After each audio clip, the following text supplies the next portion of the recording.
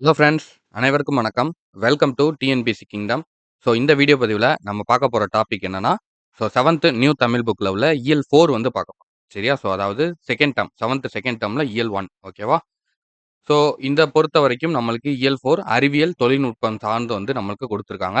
So இதுல என்னென்ன topic நம்ம பார்க்க போறோம் அப்படின்னு பார்த்தீங்கன்னா, கலங்கரை விளக்கம், கவின்மிகு கப்பல், தமிழரின் கப்பற்கலை. சரியா? ஸோ அதுக்கப்புறம் ஆழ்கடலின் அடியில். இது வந்து நம்மளுக்கு தேவையில்ல.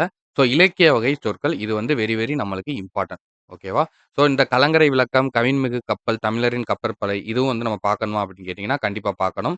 ஏன்னா நம்மளுக்கு இது தமிழ் சிலபஸ்ல அவ்வளவா கவர் ஆகலைனாலும், நம்மளுக்கு யூனிட் 6ல வந்து நம்மளுக்கு கவர் ஆகுது. சரியா? ஸோ கப்பல்கள பத்தி நெறைய கேள்விகள் இதுவரைக்கும் கேட்டிருக்காங்க. ஸோ அதனால இது நம்ம கண்டிப்பா வந்து பார்க்க வேண்டியது இருக்கு. ஓகேவா? ஸோ இப்ப நம்ம பார்க்க ஸ்டார்ட் பண்ணலாம். ஸோ கையில புக் இருந்தா புக் எடுத்துக்கோங்க. இல்ல நோட்டு பிடிஎஃப் வச்சு படிக்கிறீங்கன்னா, ஒரு நோட் எடுத்து சொல்ல சொல்ல இம்பார்ட்டன்ட் பாயிண்ட்ஸ நோட் பண்ணிக்கோங்க. ஓகேவா?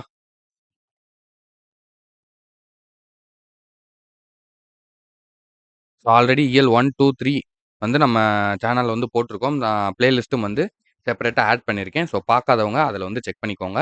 ஸோ நம்ம எப்பயுமே சொல்ற மாதிரி தான். ஸோ வீடியோ வந்து ஃபுல்லா கவனமா பாருங்க. அப்பனா தான் உங்களுக்கு முழுசா புரியும். சரியா? ஸோ நீங்க பாதி பார்த்துட்டு, கால்வாசி பார்த்துட்டு அந்த மாரி பண்றீங்க அப்படின்னா, உங்களுக்கான முழு வெற்றி அப்படிங்கிறது வந்து கஷ்டம். சரியா?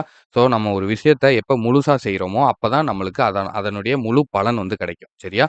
ஸோ அதனால ஃபுல்லா வீடியோவ கவனமா பாருங்க. சரியா? சரி ஓகே. இப்போ ஃபர்ஸ்ட் வந்து ஸ்டார்ட் பண்ணலாம். கலங்கரை விளக்கம். சரியா? இந்த பாடல பொறுத்தவரைக்கும், இந்த இயல பொறுத்தவரைக்கும் இந்த ஃபர்ஸ்ட் 3 பாடம் வந்து நம்மளுக்கு கப்பல்கள பத்தி தான் வந்து குடுத்திருப்பாங்க. சரியா?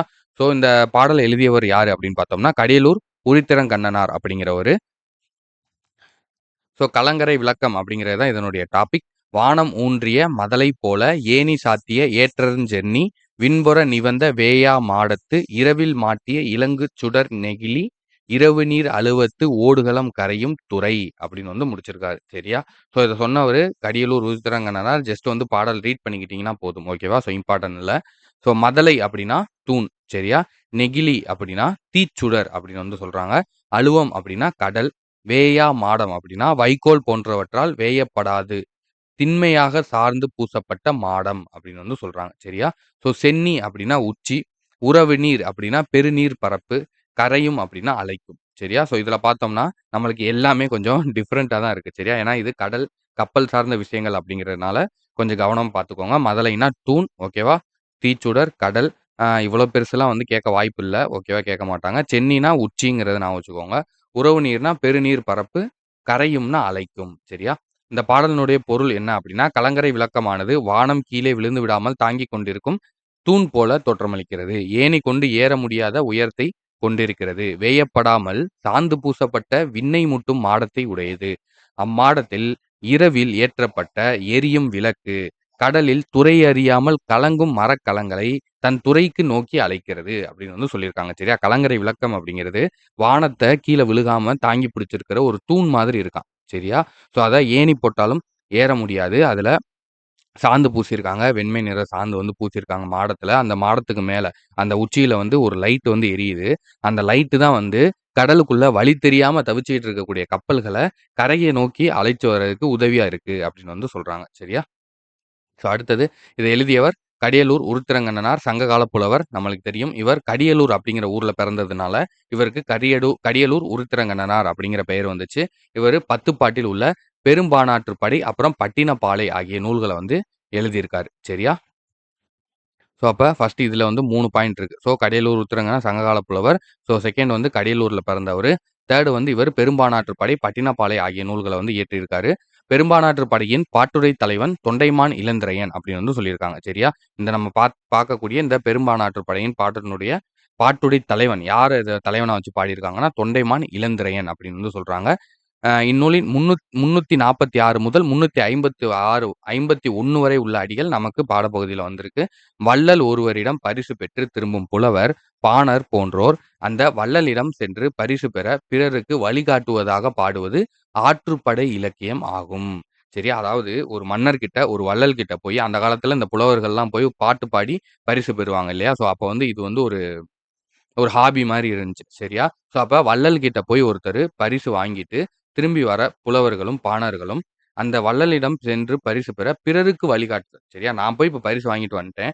என்னைய மாரியே பிற பிற புலவர்களும், புதுசா வரக்கூடிய புலவர்களும் எப்படி இந்த மாரி பாட்டு பாடி, எப்படி மன்னர்கள்ட்ட வந்து பரிசு பெறுறது அப்படிங்கிறத சொல்லக்கூடிய அ இலக்கியம் தான். அப்படிங்கிறதுக்கு வழிகாட்டக்கூடிய, ஒரு கைட் பண்ணக்கூடிய ஒ க்காக பாடப்படக்கூடிய ஒரு இலக்கியம் தான் இந்த ஆற்றுப்படை இலக்கியம் அப்படின்னு வந்து சொல்லுவாங்க. சரியா?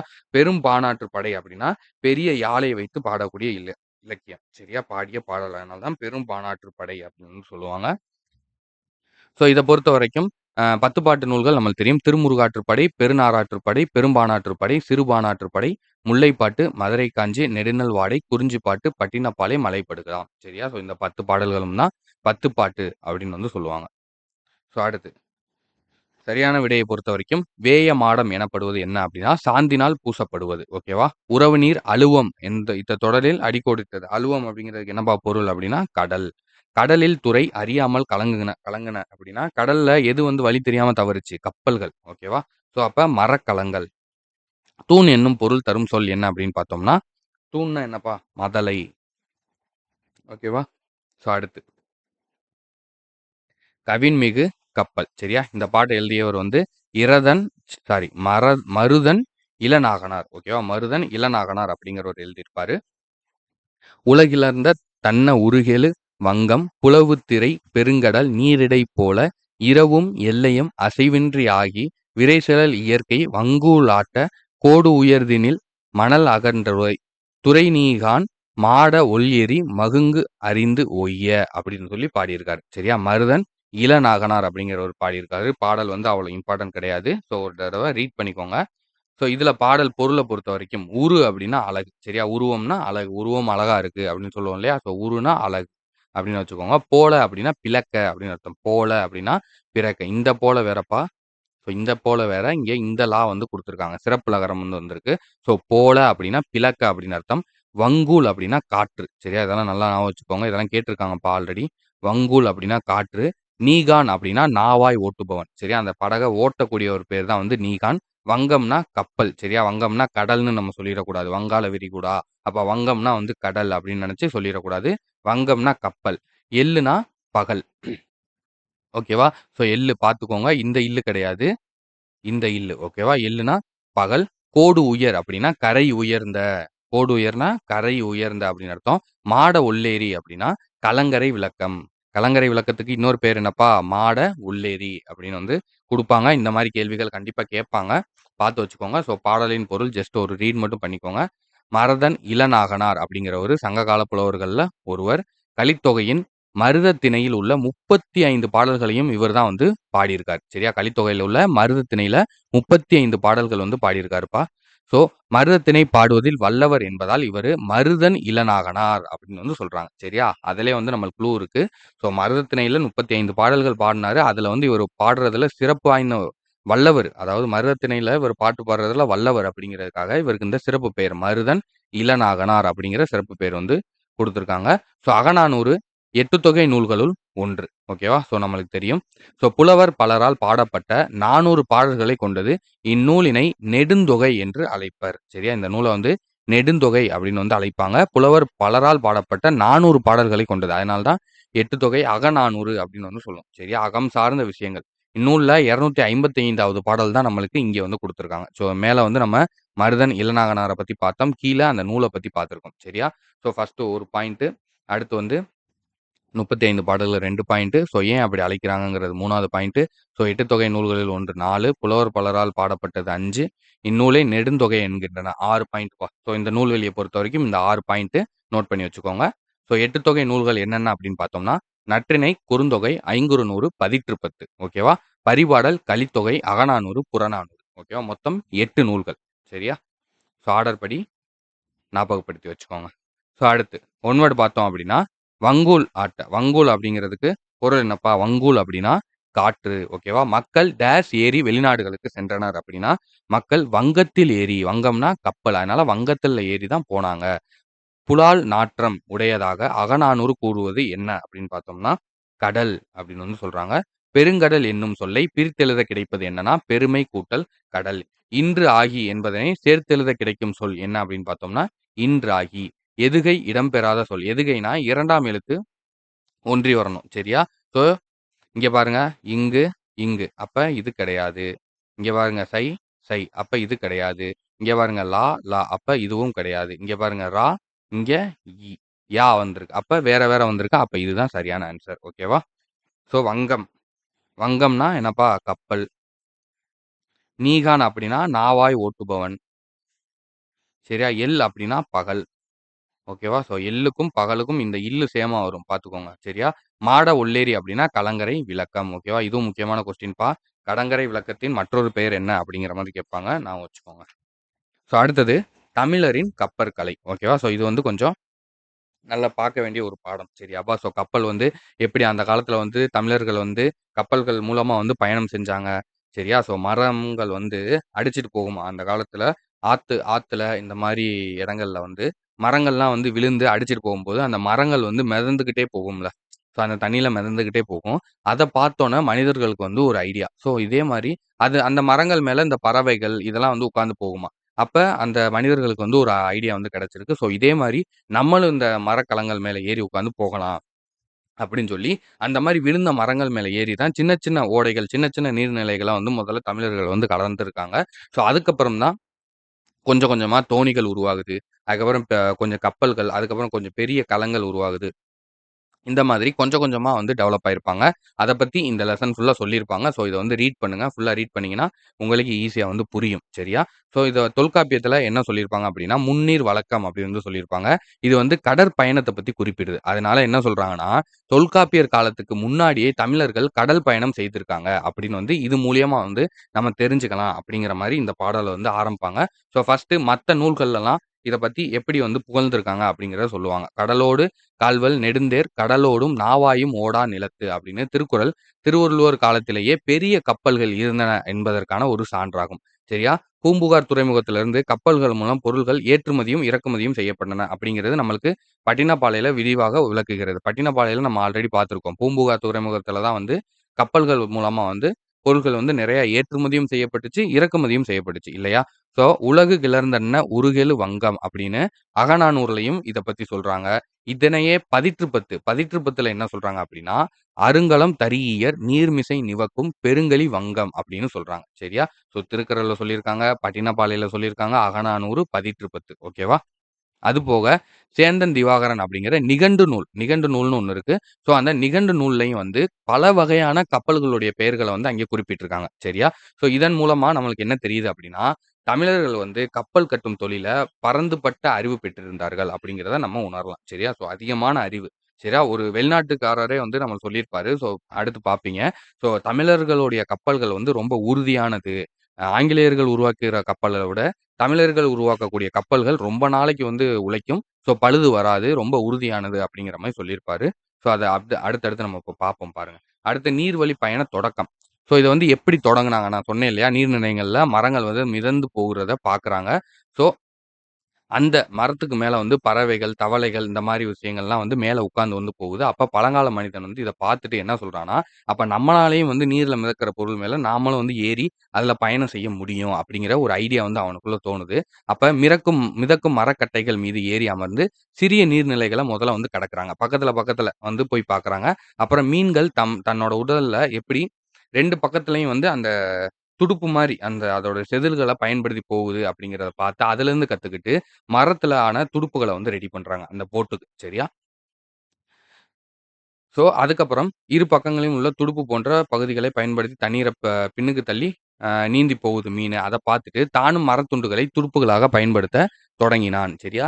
பிறகு மரங்கள் பலவற்றை இணைத்து கட்டி அவற்றின் மீது ஏறி பயணம் சென்றான். சரியா? முதல்ல அத துடுப்பா மாத்துறாங்க. அப்புறம் 4, 5 மரங்கள ஒண்ணா கட்டி கொஞ்சம் பெருசா அதுல ஏறி பயணம் செய்ய ஆரம்பிக்கிறாங்க. சரியா? அத தான் இன்னைக்கு வரைக்கும் நம்ம கட்டுமரம் அப்படின்னு வந்து சொல்றோம். மரங்களை கட்டி உருவாக்கக்கூடிய படகு. அதனால கட்டுமரங்கள் அப்படின்னு வந்து சொல்லுவாங்க. அதன் பின்னர் எடை குறைந்த பெரிய மரங்கள்ல உட்பகுதிய குடைந்து சரியா? பெரிய பெரிய மரங்கள வெட்டி அதுல உள்ள பகுதிய கொடஞ்சு ஸோ அத வந்து தோணியா வந்து பயன்படுத்தியிருக்காங்க. சரியா? உள்ள இருக்கக்கூடிய பகுதிகள தோண்டி எடுத்துட்டு அத ரெடி பண்றதுனால அத தோணி அப்படின்னு வந்து சொல்லியிருக்காங்க. சரியா? ஸோ இது வந்து ரொம்ப முக்கியமான பேராகிராஃப். தமிழர்கள் தோணி, ஓடம், படகு, புனை, மிதவை, தெப்பம் போன்றவற்றை சிறிய நீர்களை கடக்க பயன்படுத்தினர். சரியா? இதெல்லாம் வந்து சின்ன கப்பல்ப்பா. தோணி, ஓடம், படகு, புனை, மிதவை, தெப்பம் இதெல்லாம் வந்து சின்ன சின்ன கப்பல். சும்மா பக்கத்துல சின்ன ஆறு, சின்ன ஓடை இந்த மாரி விஷயங்கள கடக்கிறதுக்கு பயன்படுத்தினது. இதுவே களம், வங்கம், நாவாய் இதெல்லாம் வந்து பெரிய பெரிய கப்பல்கள். சரியா? அளவுல வந்து பெருசா இருக்கும். இன்னைக்கு இந்த ஷிப்ஸ்ன்னு சொல்றோம் இல்லையா? Goods ship. ஸோ இந்த மாரி பெரிய பெரிய ஷிப்பு மாரி இருக்கும். சரியா? இவற்றைக் கொண்டு தமிழர்கள் கடல் பயணம் மேற்கொண்டனர். சரியா? இத வச்சு கடல்ல பயணம் போயிருக்காங்க. ஏற்றுமதி, இறக்குமதி நடந்திருக்கு. நெறைய போர்களுக்கு யூஸ் பண்ணியிருக்காங்க. சரியா? போர்கள் அந்த காலத்துல அதிகமா நடந்திருக்கு. சரியா? இது வந்து நியூசிலாந்து நாட்டுல வெலிங்டன் அருங்காட்சியகத்துல பழங்கால தமிழ்நாட்டு கப்பல்களில் பயன்படுத்தப்பட்ட மணி ஒண்ணு வந்து அங்க வச்சிருக்காங்க. சரியா? ஸோ இதிலிருந்து நம்மளுக்கு என்ன தெரியுது அப்டின்னா, தமிழர்கள் வந்து கடல் கடந்து வந்து போயிருக்காங்க. கப்பற்படைய கொண்டு பல நாடுகள வென்றிருக்காங்க அப்படிங்கிற வரலாறு வந்து நம்மளுக்கு தெரியுது அப்படின்னு வந்து சொல்றாங்க. பிற்கால சோழர்களின் ராஜராஜ சோழனும், ராஜேந்திர சோழனும் பெரிய கப்பற்படையை கொண்டு பல நாடுகளை வென்றனர் அப்படின்னு வந்து சொல்லியிருப்பாங்க. ஆமா, ராஜராஜ சோழன் கிட்டத்தட்ட 1000 கப்பல்கள் வச்சிருந்தாரு. அவருடைய கப்பற்படையில வந்து 1000 கப்பல்கள் வந்து இருந்துச்சு அப்படிங்கிற மாரி சொல்லுவாங்க. சரியா? அடுத்து கப்பல் கட்டும் கலை. இந்த கலை எப்படிங்கிறத சொல்றாங்கப்பா. இதுல என்னென்ன பொருட்கள் யூஸ் பண்றாங்க? ஸோ அந்த பொருள்களுக்கு இப்பல்லாம் பேர்கள் என்னென்ன? சரியா? ஸோ அத பத்தி தான் இந்த கப்பல் கட்டும் கலை அப்படிங்கிற பேரால சொல்லியிருப்பாங்க. ஸோ கவனமா பாருங்க. தமிழர்கள் முற்காலத்திலேயே கப்பல் கட்டும் கலையை நன்கு அறிந்தனர். கப்பல் கட்டும் கலைஞர்கள் வந்து கம்மியர் அப்படின்னு அழைக்கப்பட்டாங்க. சரியா? கப்பல் கட்டுறவங்களோட பேர் என்ன அப்படின்னா கம்மியர். சரியா? இப்ப வீடு கட்டுறவங்கள வந்து கொத்தனாரு, மேஸ்திரி, அப்புறம் பெயிண்ட் அடிக்கிறவங்கள வந்து பெயிண்டரு. ஸோ இந்த மாரிலாம் சொல்றோம் இல்லையா? ஸோ அந்த மாரி கப்பல் தயாரிக்கிறவங்கள எப்படி சொல்லுவாங்கன்னா, கம்மியர் அப்படின்னு வந்து சொல்லுவாங்க. அவங்க வந்து ஒரு கலைஞர்கள். சரியா? ஸோ ஏன்னா வந்து ஒரு ஒரு பொருள உருவாக்குறது, ஒரு அழகு அது கப்பல்ங்கிறது ஒரு பொருள். அத ஒரு விஷயத்த உருவாக்குற எல்லாருமே வந்து கலைஞர்கள் தான்ப்பா. சரியா? ஸோ அதான் வந்து உண்ம. நம்ம வந்து நெறைய பேர் என்ன நெனச்சுக்குருவாங்கன்னா, இந்த பாடல், இந்த கவிதைகள் இந்த மாரி விஷயங்கள உருவாக்குறவங்க தான் கலைஞர்கள். அப்படி இல்ல. ஒரு அழகான ஒரு விஷயத்த அது மேல முழு ஈடுபாடோட அத ரசிச்சு, அத செய்யும்போது ஒரு கலைஞர்கள் தான் அவங்க. சரியா? ஸோ அந்த மாரி தான். ஸோ "களஞ்சை கம்மியர் வருகென கூயி" என்னும் மணிமேகலை அடியால் அறியலாம் அப்படின்னு வந்து சொல்லியிருக்காங்க. சரியா? கம்மியர் ஓகேவா? கம்மியர்ங்கிறவங்க தான் படகு செய்றவங்க அப்படின்னு சொல்றாங்க. பெருந்திரளான மக்களையும், பொருட்களையும் ஏற்றிச் செல்லும் வகையில் பெரிய கப்பல்களை தமிழர் உருவாக்கினர். நீண்ட தூரம் கடலிலேயே செல்ல வேண்டியிருந்ததால், கப்பல்களை பாதுகாப்பானவையாகவும், வலிமை மிக்கையாகவும் உருவாக்கினர். சரியா? இது நம்மளுக்கு தெரிஞ்சது தான். அடுத்து கப்பல் கட்டுவதற்கு உரிய மரங்கள் தான்ப்பா வந்து தேர்ந்தெடுப்பாங்களாம். சரியா? ஏதாவது ஒரு மரத்துலலாம் பண்ண முடியாது. அதுக்கு தகுந்த மரங்கள் தான் வந்து தேர்ந்தெடுப்பாங்க. இதுல தமிழர்கள் வந்து மிகுந்த கவனம் வந்து செலுத்தினர். ஏன்னா, படகுல செஞ்சு ஏறி உள்ள போயாச்சு. கடலுக்குள்ள போனோனே அந்த மரம் சரியில்லாம தண்ணிக்குள்ள போயிருச்சுன்னா என்ன பண்றது? ஸோ, அதனால அதுதான் பேஸ். அதுதான் வெரி இம்பார்ட்டன்ட் அப்படிங்கிறதுனால, அதுல முழு கவனம் வந்து செலுத்தியிருக்காங்க. சரியா? ஸோ, கரெக்ட்டான மரத்த தேர்ந்தெடுக்கணும் அப்படின்னு. கப்பல்கள் தண்ணீர்லயே வந்து இருக்கிறதுனால, தண்ணீரோட பாதிப்பு அடையாத மரங்கள தான் வந்து கப்பல் கட்டுறதுக்காக பயன்படுத்தியிருக்காங்க. சரியா? நீர்மட்ட வைப்பு இருக்கு. அதாவது கீழ அடியில வரும் தெரியுமா? நீர் மட்டத்துல மிதக்கிறதுக்கு. அதுக்கு வந்து வேம்பு, அதுக்கப்புறம் இலுப்ப மரம், புன்னை, நாவல் இது மாதிரியான மரங்கள வந்து பயன்படுத்தியிருக்காங்க. அப்புறம் பக்கங்களுக்கு 2 சைடு இப்படி வரும் தெரியுமா? ஊசியா 2 சைடுல வரும் இல்லையா? ஸோ, அந்த சைடுக்கு வந்து தேக்கு மரம், வெண்தேக்கு அது போன்றமான மரங்கள வந்து பயன்படுத்தியிருக்காங்க. சரியா? மரத்தின் வெட்டப்பட்ட பகுதிய வந்து வெட்டுவாய் அப்படின்னு வந்து சொல்லுவாங்க. ஸோ இதெல்லாம் இம்பார்ட்டன்ட்ப்பா. ஸோ இந்த மாரி ஒரு சில பெயர்கள் இங்க குடுத்திருப்பாங்க. அத பாருங்க. மரத்தின் வெட்டப்பட்ட பகுதிய வந்து வெட்டுவாய்ன்னு சொல்லுவாங்க. அதன் நிறத்தை கொண்டு மரத்தின் தன்மைய வந்து அறிஞ்சிருவாங்க. அதோட நிறம் எப்படி இருக்கு? ஒரு மாரி வந்து ப்ரௌனிஷா இருக்கா? ஸோ இல்ல ரொம்ப டார்க் ப்ரவுனா இருக்கா? இல்ல ஒரு மாரி வந்து சாண்டல் கலர்ல இருக்கா? அப்படிங்கிற அதோட கலர வச்சே அந்த மரம் வந்து எவ்வளோ நாள் தாக்கு பிடிக்கும்? அது எவ்வளோ பழமையானது? அதுக்கு எவ்வளோ வயசாயிருக்கு? இன்னும் எவ்வளோ நாளைக்கு வந்து அது உழைக்கும் அப்படிங்கிற எல்லாத்தையுமே வந்து கணக்கு பண்ணிருவாங்க. சரியா? ஸோ கண்ணடை அப்படிங்கிறது இளைத்த மரத்தில் காணப்படும் உருவங்கள். சரியா? அந்த மரத்த இளைச்சோம் அப்படின்னா, இந்த மரம் மில்லலாம் போய் பார்த்தோம்னா, இந்த மரத்த ஃபுல்லா எளச்சு எளச்சு வச்சிருப்பாங்க. சரியா? ஸோ அதில பார்த்தோம்னா, இந்த சும்மா அந்த ஓவியம் மாரி தெரியும். அந்த மரத்துக்குள்ள அந்த டிசைன் மாரி தெரியும் இல்லையா? அதுக்கு பேர் வந்து கண்ணடை அப்படின்னு சொல்றாங்க. மேலும் சுழி உள்ள மரங்கள வந்து எடுக்க மாட்டாங்க. சரியா? இது நெறைய இடத்துல இந்த கறிக்கடைகள்லலாம் வந்து மரம் வந்து வச்சு வெட்டுறாங்க இல்லையா? ஸோ அங்கே கூட இந்த சுழி உள்ள மரங்கள் அப்படின்னா வந்து, அது கொஞ்சம் வந்து அந்த சுழிய வச்சு முடிவு பண்ணுவாங்க. இதுக்கு எத்தன வயசு? இது வந்து சின்ன மரமா? எலசான மரமா? இல்ல ரொம்ப முத்துன மரமா? இந்த மாரி அத வச்சு வந்து கணக்கு பண்ணி அத எடுக்க மாட்டாங்க. சரியா? அப்புறம் நீளம், அகலம், உயரம் ஆகியவற்றை சரியான முறையில வந்து கணக்கிட்டாங்க. ஏன்னா, அளவு வந்து கரெக்ட்டா இருக்கணும்ல. ஒரு பக்கம் அகலமாவும், ஒரு பக்கம் நீளமாவும் இருந்தா கப்பல் தண்ணிக்குள்ள போயிரும் இல்லையா? ஸோ, அதுக்காக அத கரெக்ட்டா வந்து கணக்கிட்டாங்க. அத எத வச்சு கணக்கிட்டாங்க அப்படின்னா, தச்சு மூலம் அப்படின்னு சொல்லி ஒரு கருவி. அந்த கருவிய வச்சு தான் நீட்டளவையால் வந்து கணக்கு வந்து பண்ணாங்க. சரியா? பெரிய படகுகளின் முன்பக்கத்தை வந்து யானை, குதிரை, அன்னம் முதலியவற்றின் தலையை போன்று அமைத்தனர். சரியா? முன்னாடி அந்த படகினுடைய அ முன்னாடி ஃபேஸ் வந்து யான மாதிரி, குதிரை மாதிரி, அதுக்கப்புறம் வந்து அன்னப்பறவை மாதிரிலாம் வந்து டிசைன் பண்ணியிருக்காங்க. இத வந்து கரிமுக அம்பி, பரிமுக அம்பி அப்படின்னு வந்து சொல்லுவாங்க. சரியா? அடுத்தது. மரங்களை பலகைகளையும் ஒன்றோடு ஒன்று இணைக்கும்போது, அவற்றுக்கு இடையே இது முக்கியம்ப்பா. 2 மரங்களையும், பலகைகளையும் ஒண்ணா இணைக்கும்போது, அதுக்கு நடுவுல வந்து தேங்காய் நார், பஞ்சு ஆகியவற்றை ஒன்றா இணைத்து, சரியா? அத இறுக்கி வந்து ஆணி அடிச்சிருக்காங்க. சரியா? அதுக்கப்புறம் சுண்ணாம்பு, சணல் இது 2யும் வந்து கலந்து, அரைச்சு, அதுல வந்து எண்ணெய் சேர்த்து, அத வந்து கப்பலினுடைய அடிப்பகுதிகள்ல பூசியிருக்காங்க. தண்ணி வந்து உள்ள ஆகாம இருக்கிறதுக்கு. சரியா? அதாவது லீக் ப்ரூஃப் லீக் ப்ரூஃபா இருக்கிறதுக்கு. சரியா? வாட்டர் ப்ரூஃபா இருக்கிறதுக்கு. இதனால் கப்பல்கள் பழுதடையாமல் நெடுங்காலம் உழைத்தன. சரியா? இம்முறையை இத்தாலி நாட்டைச் சேர்ந்த மார்க்கோ போலோ வந்து சொல்லியிருக்காரு. இதே வந்து நம்மளுக்கு யாரு சொல்லி தெரியும்? மார்க்கோ போலோ அவர்கள் சொல்லி தான் வந்து தெரிஞ்சிருக்கு. சரியா? இரும்பு ஆணிகள் துருப்பிடித்து விடும். நம்மளுக்கு தெரிஞ்சது தான். இரும்பு ஆணிலாம் வந்து இப்ப தண்ணீல இருந்துச்சு அப்டின்னா, அதிக காலம் இருக்கும்போது அது துருப்புடிச்சிரும் இரும்பு பொருட்கள். அதனால மர ஆணிகள வந்து பயன்படுத்தியிருக்காங்க. மரத்தினால செய்யப்பட்ட ஆணிகள வந்து பயன்படுத்தியிருக்காங்க. அந்த ஆணிகளுக்கு பெயர் வந்து தொகுதி அப்டின்னு வந்து சொல்லுவாங்க. இந்த கேள்விகள் கேட்டிருக்காங்க. பார்த்து வச்சுக்கோங்க. ஓகேவா? இங்க சொல்லியிருப்பாங்க பாருங்க. ஆங்கிலேயர் கட்டிய கப்பல்களை 12 ஆண்டுகளுக்கு ஒரு முறை பழுது பார்க்க வேண்டும். 12 வருஷத்துக்கு ஒருக்க. சரியா? ஆனா தமிழர் கட்டிய கப்பல்கள 50 ஆண்டுகள் ஆனாலும் பழுது பார்க்க வேண்டியதில்லை அப்படின்னு வாக்கர் அப்படிங்கிற ஆங்கிலேயர் வந்து கூறியிருப்பார். சரியா? இததான் வந்து நான் ஸ்டார்ட்டிங்ல வந்து உங்கள்ட்ட சொல்லியிருந்தேன். சரியா? பாய்மர கப்பல்கள். காற்றின் உதவியால் செலுத்தப்படும் கப்பல்கள் தான் பாய்மர கப்பல்கள். நம்மளுக்கு தெரியும். வெள்ள கலர்ல பெரிய துணி மாதிரி கட்டி அந்த பாய்மர கப்பல் மாரி போவாங்க. நெறையா இங்கிலீஷ் படத்துல அதுலயும் வரும். நம்ம தமிழ் படங்கள்லயும் நெறையா வந்திருக்கு. அது எப்படின்னா, அந்த காத்துக்கு ஏத்த மாரி அந்த கப்பல வந்து இழுத்து கொண்டு போகும். அந்த மேல அந்த துணி கட்டியிருக்காங்க பார்த்தீங்களா? அந்த காத்து எந்த பக்கம் அடிக்கிறோ, அந்த துணியில டைரக்ட்டா படும்போது, சென்ட்ரல் அடிக்கும்போது, அந்த காத்தினுடைய திசைக்கு வந்து அந்த கப்பல் வந்து செலுத்தி போய்க்கிட்டே இருக்கும். இல்லையா? இப்படிதான் வந்து பாய்மர கப்பல்கள பயன்படுத்துனாங்க. இது வந்து எதுக்காகன்னா, மோட்ரு வசதிகள் இருக்காது. இப்ப தான் வந்து அந்த மோட்ரு, ஸ்பீடு போட்டு என்னென்னமோ வந்துருச்சு. அப்பலாம் வந்து இப்படி கிடையாது. போட்டு இதெல்லாம் கிடையாது. துடுப்பு மட்டும் தான் போடணும். துடுப்புமே வந்து எல்லா நேரம் போட்டுக்கிட்டே இருக்க முடியாது இல்லையா? எவ்வளோ நேரம் வந்து போட முடியும்? கப்பல்கள்னா வந்து ரொம்ப தூரம் ஒரு நாடு விட்டு நாடு, கண்டம் விட்டு கண்டம் போகும் அப்படிங்கிறம்போது, அப்ப இந்த பாய்மரத்த கட்டிட்டோம் அப்படின்னா, காத்து போற போக்குல அது முக்காவாசி தூரம் நம்மள கொண்டு போய் விட்டுரும். சரியா? ஒரே சீரா நம்மள கொண்டு போய் விட்டுரும். அதுக்கு மேல நம்ம தேவைப்படுற இடங்கள்ல மட்டும் துடுப்பு போட்டுக்கிட்டா போதும். திருப்புறதுக்கு, கொஞ்சம் ஒரு டைரக்ஷன் மாத்துறதுக்கு, இந்த மாரி விஷயங்களுக்கு மட்டும் நம்ம துடுப்பு போட்டுக்கிட்டா போதும் அப்படிங்கிறதுக்காக தான், இந்த பாய்மர கப்பல்கள வந்து உருவாக்கியிருப்பாங்க. இந்த கப்பல்களுக்கும் ஒரு சில பெயர்கள் இருக்கும். திருக்கைத்து பாய்மரம், பெரிய பாய்மரம், காண பாய்மரம், கோசு பாய்மரம் போன்ற பல வகை பாய்மரங்கள் வந்து இருந்திருக்கு. அதே மாரி அந்த கயிறு, அந்த பாய்மரங்கள கட்டக்கூடிய, அந்த துணிகள கட்டக்கூடிய கயிறுகளும் வந்து பல வகையில இருந்திருக்கு. அஞ்சான் கயிறு, தாம்பாங்கயிறு, வேடாங்கயிறு, பளிங்கை கயிறு, அதுக்கப்புறம் மூட்டங்கயிறு, அ இளங்கயிறு, அப்புறம் வந்து கோடிப்பை கயிறு அப்படின்னு பல வகையில வந்து அதுவும் வந்து இருந்திருக்கு. சரியா?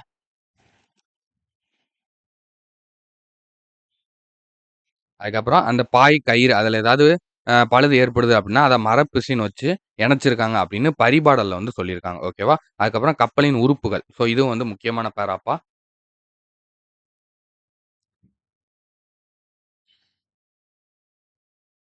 கப்பலின் உறுப்புகள். கப்பல் பல்வேறு வகையான உறுப்புகளை உடையது. சரியா? இதுல வந்து எறா, பருமல், வங்கு, கூம்பு, பாய்மரம், சுக்கான், நங்கூரம் அப்படின்னு பல வகைகள் வந்து இருக்கு. இதுல எறா அப்படிங்கிறது அடிமரம். சரியா? அடியில வரக்கூடிய அ பொ பகுதிய தான் வந்து இந்த எறா அப்படின்னு வந்து சொல்லுவாங்க. சரியா? அதுக்கப்புறம் பருமல் அப்படிங்கிறது குறுக்கு மரம். சரியா? குறுக்கு மரத்த தான் வந்து பருமல் அப்படின்னு வந்து சொல்லுவாங்க. அடிமரத்த எறா அப்படின்னு சொல்லுவாங்க. அதுக்கப்புறம் சுக்கான் அப்படின்னா வந்து அந்த திசைய வந்து திருப்பக்கூடிய அந்த லிவர். சரியா? அதாவது எப்படி சொல்றது? நம்ம காருக்கு ஸ்டீரிங் மாரி கப்பலுக்கு வந்து சுக்கான் அப்படின்னு வந்து சொல்லலாம். அதுக்கப்புறம் நங்கூரம் அப்படின்னா கப்பல நிறுத்தக்கூடியது. கப்பல நிலையா ஒரே இடத்துல நிறுத்துறதுக்கு உதவுறது எது அப்படின்னு பார்த்தோம்னா, இந்த நங்கூரம். சரியா? சமுக்கு என்னும் ஒரு கருவியை கப்பல்கள்ல பயன்படுத்தினதா கப்பல் சரித்திரம் அப்படிங்கிற நூல்ல சொல்லியிருக்காங்க. ஆனா இந்த சமுக்கு அப்படிங்கிற கருவி என்னங்கிறது சரியா தெரியல. ஒருவேள இது காந்த ஊசி பொருத்தப்பட்ட திசைகாட்டியா, அதாவது காம்பஸா இருக்கலாம். அந்த காலத்துல தமிழர்கள் பயன்படுத்தக்கூடிய காம்பஸா இருந்திருக்கலாம் அப்படின்னு வந்து கணிக்கப்படுது. சரியா?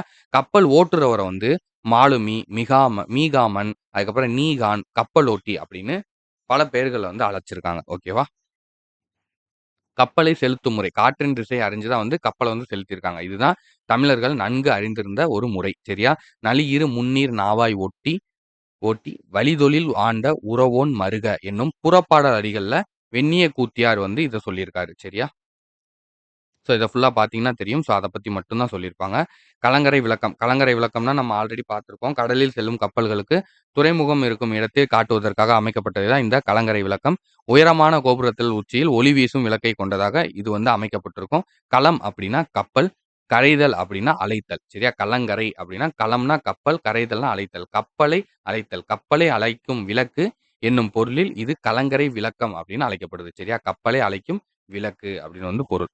இதெல்லாம் கேட்கலாம். கலங்கரை விளக்கம், பொருள் கூறுக அப்படின்னு வந்து கேட்கலாம். கப்பலை அழைக்கும் விளக்கு. ஓகேவா? அதுக்கப்புறம் கடல் ஆமைகள் இனப்பெருக்கத்துக்காக தகுந்த இடம் தேடி நீண்ட தூரம் பயணம் செய்கின்றன. ஸோ இது வந்து நம்மளுக்கு தெரியும். கடல் ஆமைகள் வந்து ரொம்ப தூரம் பயணம் செஞ்சு, அது எப்பயுமே எங்கே வந்து இனப்பெருக்கம் செய்யுமோ, அந்த இடத்துக்கு போய் தான் செய்யும். சரியா? ஸோ அங்கே போய் தான் வந்து அது முட்டை போடும். ஸோ அதுக்காக அது பல 1000 கிலோமீட்டர்கள் கூட தாண்டி போகும்னு சொல்லுவாங்க. ஸோ அவை செல்லும் வழியை செயற்கைக்கோள்கள் மூலம் தற்போது ஆய்ந்தால், அதாவது கிட்டத்தட்ட அது பழங்காலத்திலிருந்து எப்படிலாம் வந்து ஆமைகள் வந்து டிராவல் பண்ணியிருக்கு அப்படிங்கிறத ரிசர்ச் பண்ணி பார்த்தாங்க அப்படின்னா, அந்த வழியில உள்ள நாடுகளோட எல்லா நாடுகள்லயுமே வந்து தமிழர்கள் வந்து வணிக தொடர்பு வந்து வச்சிருந்திருக்காங்க. சரியா?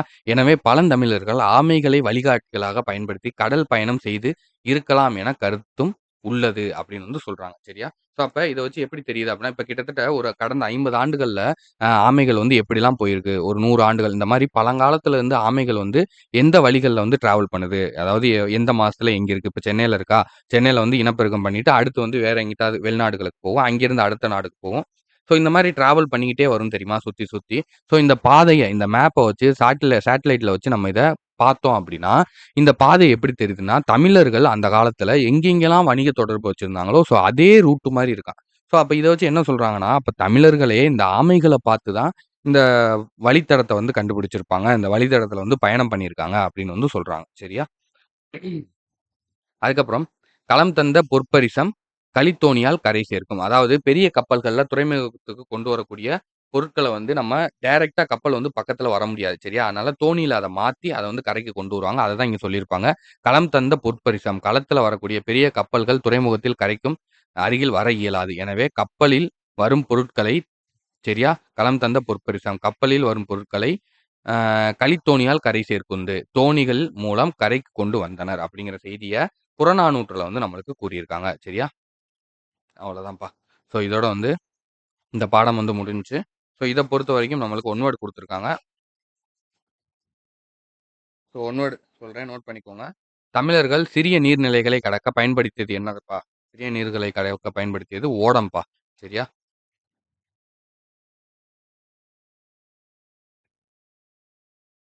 அடுத்து தொல்காப்பியம் கடற்பயணத்தை டேஸ் வழக்கம் என்று கூறுகிறது அப்படின்னா, முன்னீர் வழக்கம். கப்பலை உரிய திசையில் திருப்புவதற்கு பயன்படும் கருவி என்ன அப்படின்னு பார்த்தோம்னா, சுக்கான். சரியா? ஸோ நங்கூரம்னா ஒரு இடத்துல நிலையா நிப்பாட்டுறதுக்கு. கண்ணடை அப்படிங்கிறது அந்த மரத்த இழச்சதுக்கு அப்புறம் தெரியக்கூடிய ஓவியம். ஸோ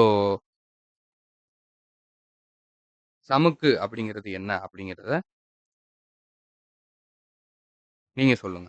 சரியா? சமுக்குனா என்ன அப்படிங்கிறத கீழ கமெண்ட் பண்ணுங்க. இது வந்து அ இப்படி இருக்கலாம் அப்படின்னு கற்பனையா சொல்லக்கூடிய ஒரு விஷயம். சரியா? சமுக்கு அப்படிங்கிறது என்னங்கிறது தெரியல. கற்பனையா சொல்லக்கூடிய ஒரு விஷயம். நான் வந்து லெசன் நடத்தும்போது உள்ள உங்களுக்கு சொன்னேன். சமுக்குனா என்னங்கிறத கீழ கமெண்ட் பண்ணுங்க. சரியா? ஸோ கோடிட்ட இடங்களை நம் நிரப்புக. கப்பல் கட்டுவதற்கு பயன்படும் மர ஆணிகள் டேஷ் என அழைக்கப்பட்டன அப்படின்னா தொகுதி. ஓகேவா? ஸோ கப்பல் ஓரிடத்தில் நிலையாக நிற்க உதவுவது நங்கூரம்.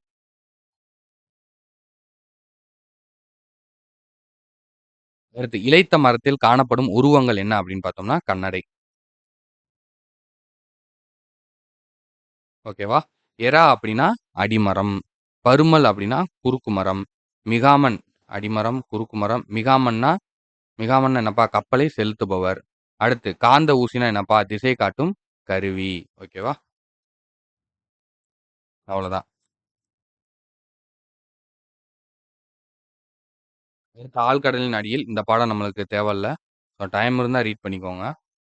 ஸோ அடுத்தது நூல்வெளி. நூல்வெளிய பொறுத்தவரைக்கும் இது ஜஸ்ட் வந்து ஒரு ரீட் பண்ணிக்கலாம். ஓகேவா? இலக்கிய வகை சொற்கள். ஓகேவா? ஸோ இது வந்து இம்பார்ட்டன்ட்ப்பா. ஸோ இதுல வந்து நல்லாருக்கும். ஈஸியா தான் இருக்கும். பாருங்க. இலக்கிய வகை சொற்கள். ஓகேவா? பூ, வா, அறம், புத்தகம். இந்த சொற்கள வந்து நல்லா கவனிங்க. சரியா? இதுல முதல்ல உள்ள 2 சொல்லுமே வந்து ஓர் எழுத்து. சரியா? அடுத்து வரக்கூடியது வந்து இதுல 3 எழுத்து இருக்கு. இதுல 4 எழுத்து இருக்கு. சரியா? இவ்வாறு ஓர் எழுத்து தனித்தும், ஒன்றுக்கு மேற்பட்ட எழுத்துக்கள் தொடர்ந்தும் வந்து பொருள் தருவது சொல் எனப்படும். சரியா? ஒரு பாயிண்ட் நோட் பண்ணிக்கோங்க. கேட்பாங்க. ஓர் எழுத்து தனித்தும், ஒன்றுக்கு மேற்பட்ட எழுத்துக்கள் தொடர்ந்தும் வந்து பொருள் தருவது டேஷ் எனப்படும். அப்படின்னு கேட்பாங்க. சொல் எனப்படும். சரியா? மொழி, பதம், கிளவி என்பன சொல் என்னும் பொருள் தரும் வேறு சொற்கள். இதுவும் வந்து கேட்பாங்க. சரியா? சொல்லுக்கான பொருள். சரியா? சொல்லுக்கான வேறு சொற்கள் என்ன அப்படின்னு வந்து கேட்பாங்க. சரியா? மொழி, பதம், கிளவி. ஓகேவா?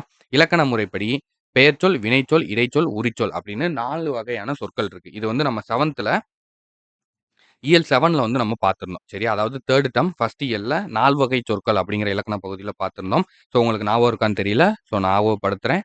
ஞாபகம் இல்லைன்னா திரும்ப ஒருக்கா எடுத்து பாருங்க. பெயர் ஒரு ஒரு ஒரு பொருளினுடைய பெயரை குறிக்கும் சொல் வந்து பெயர்ச்சொல். சரியா? ஸோ அதே மாரி ஒரு செயலை குறிக்கும் சொல் வந்து வினைச்சொல். பெயர்ச்சொல்லையும், வினைச்சொல்லையும் சார்ந்து வரக்கூடிய சொல் தான் வந்து இடைச்சொல். அதாவது மற்று, இந்த மாரி வரும். தந்தையும், தாயும், அவனும், இவனும். சரியா? மற்றொருவர், மற்றொருவன்.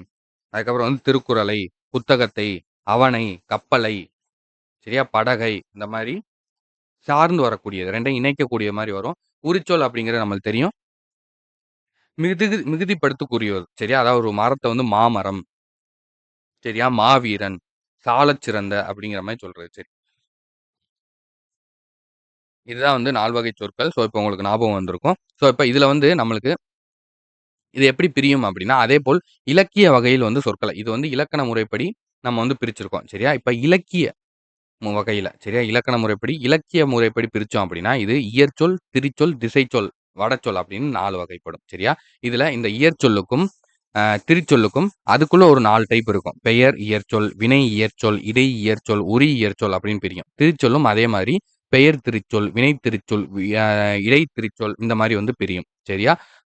திசைச்சொல்லும், வடச்சொல்லும் ஈஸியா இருக்கும். சரியா? ஸோ சிம்பிள் தான். எல்லா 4மே சிம்பிள் தான். நான் சொல்ல சொல்ல உங்களுக்கு புரியும் பாருங்க. இயற்சொல் அப்படின்னா நம்மளுக்கு எளிதா வந்து புரியும்பா. அந்த சொல்ல வாசிச்சாலே நம்மளுக்கு அதுக்கான அர்த்தம் புரிஞ்சிரும். அதுதான் வந்து இயற்சொல். இயல்பான சொல் அப்படின்னு வந்து சொல்லலாம். சரியா?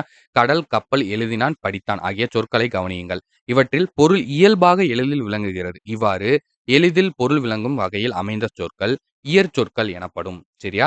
இயற்சொல் பெயர், வினை, இடை, உரி அப்படின்னு 4 வகைப்படும். ஸோ அந்த 4 வகைக்கான டைப் வந்து அதே தான். இப்ப பெயர்ச்சொல்னா நம்ம என்ன பார்த்தோம்? ஒரு பெயரை குறிக்கும். வினைச்சொல்னா ஒரு செயலை குறிக்கும். இடைச்சொல்னா 2யும் வந்து பொதுவா இணைஞ்சு வரக்கூடியது. வினைச்சொல்லுக்கும், பெயர் சொல்லுக்கும் பொதுவா வரக்கூடியது. மாநகர்னா உரிச்சொல்னா என்னது? மிகைப்படுத்தி கூறுவது. இதே மெத்தட் தான். இதே ரூல் தான். அது வந்து இயற்சொல்ல வரும். சரியா? அதாவது மண், பொன். இது ஈஸியா புரியும். மண்னா என்னன்னு புரியும். பொன்னா நம்மளுக்கு என்னன்னு புரியும். அதான் வந்து இயற்சொல். இது ஏன் பெயர் இயற்சொல்னு சொல்றாங்க? இது ஏன்னா ஒரு பெயரை குறிக்குது. சரியா? நடந்தான், வந்தான். இது 2மே நம்மளுக்கு புரியுதா? வாசிச்சோம்னா புரியுது. அதனால இது இயற்சொல். ஏன் வினை இயற்சொல்னு சொல்றாங்க? ஏன்னா அது ஒரு செயல குறிக்குது. அதனால நடந்தான், வந்தான். சரியா? அவனை, அவனால். நை, அவனால். சரியா? ஆல், ஐ இந்த மாரிலாம் வந்துச்சுனாலே, அது வந்து இடை இயற்சொல் அப்படின்னு வந்து சொல்லுவோம் இல்லையா? ஸோ இது வந்து ஈஸியா புரியுது நம்மளுக்கு. அதனால இது இயற்சொல். இது வந்து இணைஞ்சு வர்றதுனால இது இடைச்சொல். சரியா? அதாவது பெயர்ச்சொல்லையும், வினைச்சொல்லையும் வந்து சார்ந்து வரக்கூடியது. சரியா? அப்புறம் மாநகர். மாநகர்ங்கிறது நம்மளுக்கு என்ன? மாநகர்னா ஒரு நகரத்த சொல்றாங்க. ஈஸியா புரியுது. அப்ப இது வந்து இயற்சொல். ஓகேவா? ஸோ உரி இயற்சொல்னு ஏன் சொல்றாங்க அப்படின்னா, இது மிகைப்படுத்தி கூறுகிறது. இப்ப நகர்ன்னு சொன்னாங்கன்னா, அது இயற்சொல். மாநகர்ன்னு சொன்னாங்கன்னா, உரி இயற்சொல். சரியா? ஏன்னா அப்படின்னு வந்து மிகுதிப்படுத்துறாங்கல்ல அதனால. ஓகேவா? திரிச்சொல். திரிச்சொல்ல பொறுத்தவரைக்கும் சிம்பிள்ப்பா. நம்மளுக்கு இயல்பா புரிஞ்சுச்சு. அது வந்து சாதாரண நடையில இருந்தக்கூடிய சொற்கள். திரிச்சொல் அப்படிங்கிறது செய்யுள் நடையில இதுல இலக்கியங்கள்ல பயின்று வரக்கூடிய சொற்களா இருக்கும். சரியா? இப்ப நம்ம பாடல் படிச்சோம் இல்லையா? இதுக்கு முன்னாடி 2 பாடல் பார்த்தோம் இல்லையா? அந்த பாடல்ல வரக்கூடிய வரிகள்லாம் தமிழ் தான் அதுவும். ஆனா நம்மளுக்கு வந்து அது புரியாது. சரியா? அது வந்து இலக்கியங்கள்ல பயின்று வரும். சரியா? அந்த சொற்கள தான் வந்து திரிச்சொல் அப்படின்னு வந்து சொல்லுவாங்க. ஓகேவா? வங்குல், அழுவம், சாற்றினான், அதுக்கப்புறம் வந்து உருபெயன். அழுவம்னா என்னப்பா? கப்பல்ன்னு பார்த்தோமா? அப்ப கப்பல் அப்படிங்கிறது நம்மளுக்கு இயற்பெயர். இயற்சொல். சரியா? அழுவம் அப்படிங்கிறது திருச்சொல். புரியுதா உங்களுக்கு? வங்கோல்னா என்ன பார்த்தோம்? காற்று. காற்றுனா இயற்சொல். நம்ம எல்லாருக்கும் ஈஸியா புரியும். வங்கோல்னா திருச்சொல். சரியா? திருச்சொல். அதனால நமக்கு ஈஸியா உடனே புரியாது இல்லையா? அந்த மாதிரி. ஆகிய சொற்களை கவனியுங்கள். இச்சொற்கள் இலக்கியங்களில் பயின்று வரும் சொற்களாகும். இவை முறையே காற்று, கடல், சொன்னான், மிகுந்த பயன் என பொருள் தரும். ஓகேவா? இதுக்கான பொருள். இந்த 4க்கான பொருள் குடுத்திருக்காங்க. ஸோ அடுத்து வந்து இவ்வாறு கற்றோர்க்கு மட்டுமே விளங்குவதாகும், இலக்கியங்களில் மட்டுமே பயின்று வருபவையாகவும் அமையும் சொற்கள் திரிச்சொற்கள். சரியா? இந்த மாரி படிச்சிருந்தா மட்டும் தான், அதனுடைய விளக்கம் தெரிஞ்சா மட்டும் தான் நம்ம அத வந்து பயன்படுத்த முடியும். சரியா? ஸோ அப்படி விளக்கம் அறிந்து பார்க்கக்கூடிய சொற்கள் வந்து திரிச்சொற்கள். ஈஸியா புரியக்கூடியது வந்து இயற்சொற்கள். ஓகேவா? திருச்சொல் அதே மாரி பெயர், வினை, இடை, உரி ஆகிய 4 வகையா வந்து பிரிக்கலாம். அழுவம், வங்கம் அப்படின்னா வந்து பெயர் திருச்சொல். இயம்பினான், பயின்றான் அப்படின்னா வினை திருச்சொல். அன்ன, மான அப்படின்னா இடை திருச்சொல். கூர், களி அப்படின்னா உரி திருச்சொல். சரியா? இந்த பெயர்ச்சொல், வினைச்சொல், இடைச்சொல், உரிச்சொல் இதுக்கான ரூல்னா சேம் தான். நம்ம முன்னாடியே என்ன சொன்னேனோ அதே சேம் ரூல் தான். திருச்சொல்லா வரும்போது மட்டும் அத பெயர் திருச்சொல், வினை திருச்சொல், இடை திருச்சொல்னு நம்ம மாத்திக்கிறோம். சரியா? இப்ப அழுவம், வங்கம் அப்படின்னு வரும்போது இத பெயர் திருச்சொல்னு சொல்றோம். இதுவே நம்மளுக்கு வந்து அழுவம்னா கப்பல். சரியா? அழுவம்னா நம்மளுக்கு கப்பல் இல்லையா? இப்ப இங்க அழுவம் பதிலா கப்பல்னு இருந்துச்சு அப்படின்னா, கப்பல வந்து நம்ம என்ன சொல்லுவோம்? பெயர் இயற்சொல் அப்படின்னு வந்து சொல்லுவோம். ஓகேவா? அடுத்தது. திருச்சொற்களை இன்னொன்னாவும் பிரிக்கலாம்ப்பா. அதாவது ஒரு பொருள் குறித்த பல திருச்சொற்கள். சரியா? பல பொருள் குறித்த ஒரு திருச்சொல். அதாவது ஒரே ஒரு பொருள் தரக்கூடிய பல திருச்சொற்கள். சரியா? பல பொருள் தரக்கூடிய ஒரே திருச்சொல். சரியா? இந்த மாரி வந்து நம்ம பிரிக்கலாம். இங்க பாருங்க. வங்கம், அம்பி, நாவாய் ஒரு நிமிஷம்ப்பா.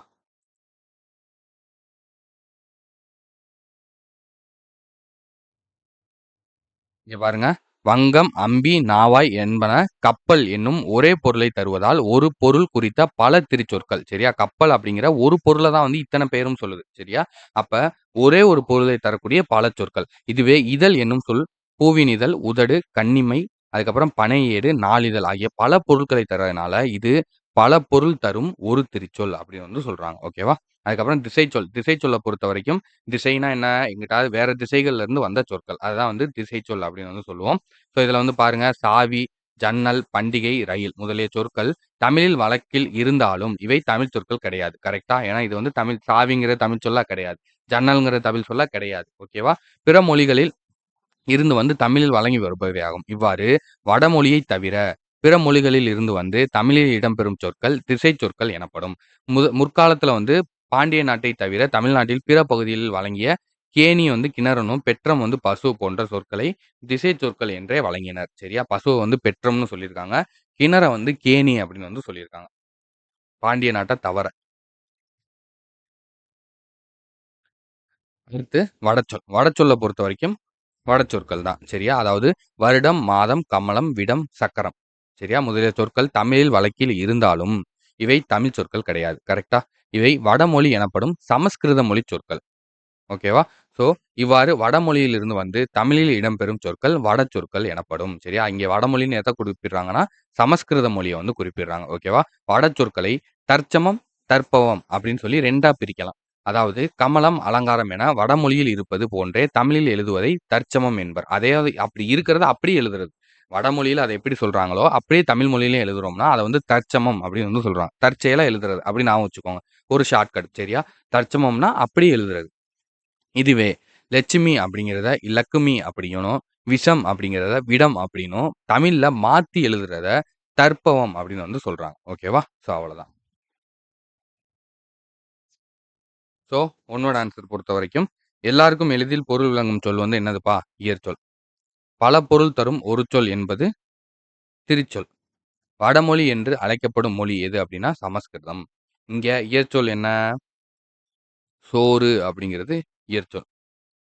ஓகேவா? அடுத்து பாருங்க, திருச்சொல் என்ன? அலுவம் அப்படிங்கிறது திருச்சொல். திசைச்சொல் என்ன? பெற்றம் அப்படிங்கிறது திசைச்சொல். அதுக்கப்புறம் வடச்சொல் என்ன? ரத்தம் அப்படிங்கிறது வடச்சொல். ஓகேவா? அவ்வளோதான்.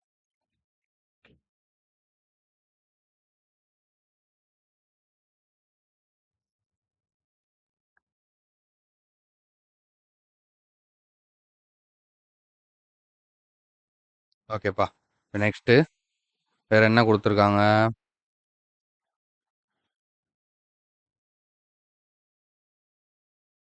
காலம் குடுத்துருக்காங்கப்பா. 3 வகைப்படும். அவை இறந்த காலம், நிகழ்காலம், எதிர்காலம். நடந்த செயலை குறிப்பது இறந்த காலம். சரியா? பார்த்தான், ஆடினான், பறந்தது அப்படிங்கிறது. நடக்கும் செயலை குறிப்பது நிகழ்காலம். பார்க்கிறான், ஆடுகின்றான், பறக்கின்றான். அதுக்கப்புறம் நடக்கவிருக்கும் செயலை குறிப்பது எதிர்காலம். காண்பான், ஆடுவாள், பறக்கும். சரியா? இது வந்து நம்மளுக்கு தெரிஞ்சது தான். இத வச்சு கீழ வேர்ச்சொல்லுக்கான ஒரு டேபிள் குடுத்துருக்காங்க. ஸோ, இது ஆல்ரெடி வந்து உங்களுக்கு தெரியும். ஸோ, அத அப்படியே வந்து நீங்க கிரியேட் பண்ணிக்கோங்க. இப்ப நடனா நடந்தாள், நடக்கிறாள், நடப்பாள். சரியா? இறந்த காலம். இப்ப எழுதுனா எழுதினாள். சரியா? நிகழ்காலத்துல எழுதுகிறாள். எதிர்காலத்துல எழுதுவாள். ஓகேவா? அதே தான் ஓடு, சிரி எல்லாத்துக்குமே. பொருத்தமான காலம் அமையுமாறு திருத்தி எழுதுக. சரியா? அமுதன் நேற்று வீட்டுக்கு வருவான். நேத்து வீட்டுக்கு வந்தான். வந்தான்னு வரணும். சரியா? கண்மணி நாளை பாடம் படித்தாள். நாளை பாடம் படிப்பாள். நாளைக்கு தான் படிக்க போறாங்க. படித்தாள்னா நேத்து முடிஞ்சிருச்சுன்னு அர்த்தம். மாடுகள் இப்பொழுது புல் மேயும். மேய்கின்றன. இப்பொழுது அப்படின்னா நிகழ்காலம். மேய்கின்றன. மேய்ஞ்சிட்டு இருக்கு. ஓகேவா? அடுத்து ஆசிரியர் நாளை சிறுதேர்வு நடத்தினார். ஆசிரியர் நாளை சிறுதேர்வு நடத்துவார். ஓகேவா? நடத்தினார்னா முடிஞ்சது. நடத்துவார்.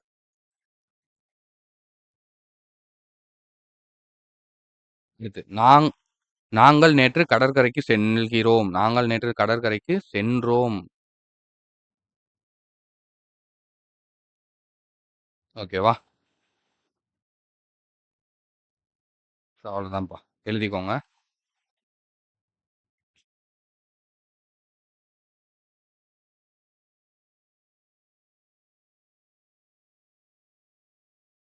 ஸோ இதோட அவ்வளோதான்.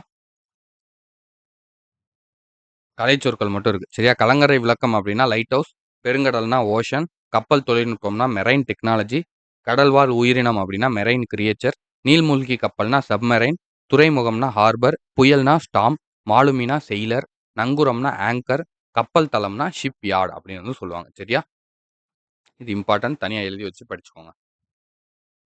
So next அவ்வளோதான்ப்பா. ஸோ இதோட இந்த இயல் நம்ம வெற்றிகரமாக முடிச்சிட்டோம். இயல் 7th ஸ்டாண்டர்ட் டேர்ம் 2ல உள்ள ஃபர்ஸ்ட் இயல். சரியா? அதாவது நம்ம ஆர்டரா பார்த்தோம்னா 7th இது 4வது இயல் நம்ம முடிச்சிட்டோம். சரியா? ஸோ அடுத்து 5வது இயலோட நான் உங்களை சந்திக்கிறேன். நன்றி, வணக்கம்.